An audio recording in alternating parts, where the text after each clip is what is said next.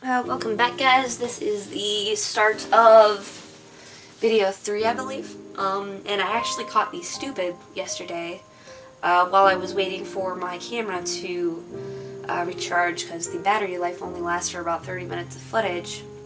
And I actually went ahead and secured the hilt in the second clip that I'm going into. So I'm doing this morning because I don't think, I don't believe my description was vivid enough to where you can imagine doing it versus actually seeing it. Basically, this part of the sword, we're going to be putting the hilt into the foam core board.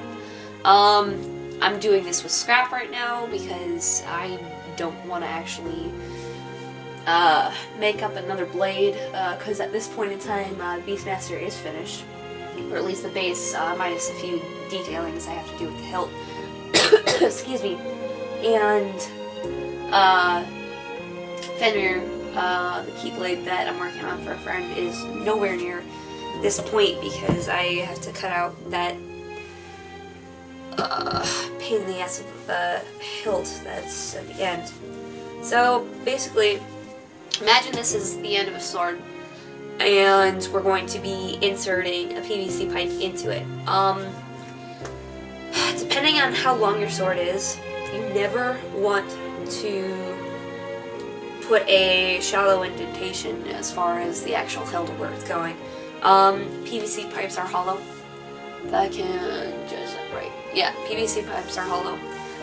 The ones that I use have a inner diameter of 1 inch thick going across, and it's thicker piping as far as the plastic is concerned, so it's about 3/16 of an inch long on the outside radius of the tubing. So what that means is basically we are going to be drawing a center line of where the pipe is going to be going on the actual sword. And we're going to make an indentation that's where these two slots can fit into. And there's going to be 3 pieces. An outside piece, an inside piece that's going to be going into the sword, and then another outside piece. When these are all going to be put together, this is going to be able to slide in, and then you're going to glue the outside to the inside, or excuse me, glue the outside pieces to the pipe.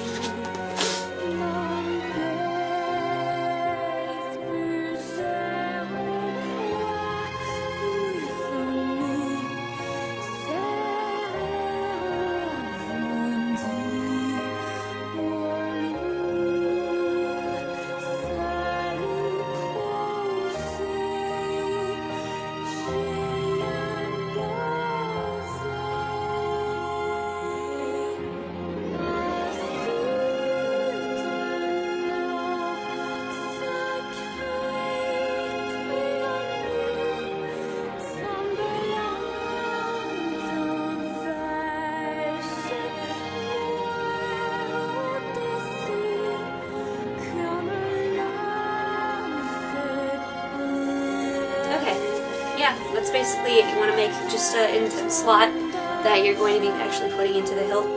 And with this piece, you want to make sure that you do not bend it in any sort of way. It is a little bit hard to actually get this piece into here. It's like fitting a cube into a circle. It doesn't often work. So doing a quick trick, like just doing the shaving, again, down the sides to just make it a little bit more symmetrical can help. This is 3 pieces long, or excuse me, 3 pieces thick. Beastmaster is 4. So when these pieces will actually go into the pipe, they'll fit a little bit loosely, and you'll have a little bit of space left over on the top and the bottom, which you're just going to cap off with hot glue. I'll show that in a second here. It's probably good. And you just want to slide it in. There you go. just slide it in like so. I hate this angling system. I hope that's in shot. But as you can see, if that is center, mostly is you're going to have a little bit of space left over on each side, which you can, excuse me, easily cap in just with hot glue. And then from there, you just hot glue the sides down, and you have the hilt of the sword. Yeah, it's like you literally just want to insert the piece, that way it's stationary. Another thing about hilts is you want to make sure the actual PVC pipe is really far into the board. If you do something like 2 inches, it's not going to cut it, and you're basically going to have a lot of weight on the end of this. It's going to create a lot of the center of gravity to have a lot of force on the glue and on the PVC pipe itself. So what can happen is over time, well, I can't do this there, but if I slide this to right here, it's going to be more able to bend, and your blade is basically going to shear outside, or excuse me, out of your actual hilt, which can go anywhere as far as damage.